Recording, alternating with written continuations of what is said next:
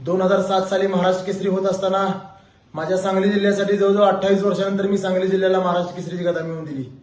त्यानंतर 35 वर्षानंतर महाराष्ट्रामध्ये संपूर्ण डबल महाराष्ट्र केसरी कोण नव्हतं। 35 वर्षानंतर डबल महाराष्ट्र केसरी होण्याचा बहुमान मला सांगली जिल्ह्याला मला मिळाला आणि त्यानंतर खरखर तिसऱ्यांदा महाराष्ट्र केसरीसाठी उतरणारा पहिलवान मी इतिहासामध्ये पहिला होतो।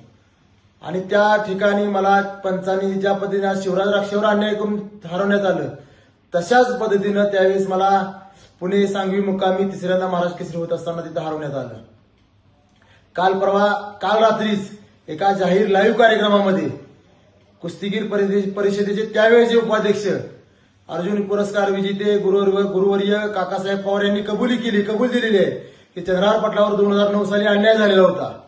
संदीप बाप्पा बोंडवे आज कुस्तीगीर संघाचे कार्याध्यक्ष आहेत, त्यांनी सुद्धा ती कबुली दिली की चंद्रहार पाटलावर 2009 साली अन्याय झालेला होता। पण सर्वच पदाधिकाऱ्यांनी एकदा कबूल करा की चंद्रहार पाटलावर अन्याय झालेला होता, माझ्या मनात समाधान होईल।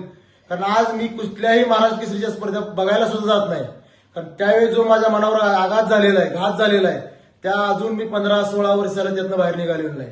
आणि त्या ज्यावेळेस स्पर्धेतनं मला ज्यावेळेस हरवलं गेलं पंचांच्या चुकीच्या निर्णयामुळे दुसऱ्या-तिसऱ्या दिवशी मी आत्महत्या करण्याच्या प्रयत्नात होतो, कारण सहकार्यांच्या मदतीने त्यातनं बाहेर निघालो। पण तीच वेळ आज शिवराज राक्षेवर आलेली आहे।